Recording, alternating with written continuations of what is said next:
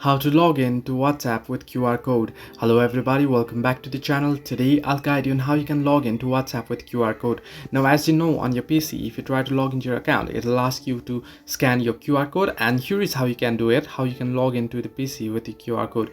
Now if you open up WhatsApp on your phone here, you can see I'm already logged in. Now what you want to do is you want to tap on the three dots at the top right corner, and once you tap on three dots, you can see the various options: new group, new broadcast, link devices, shared messages, and settings.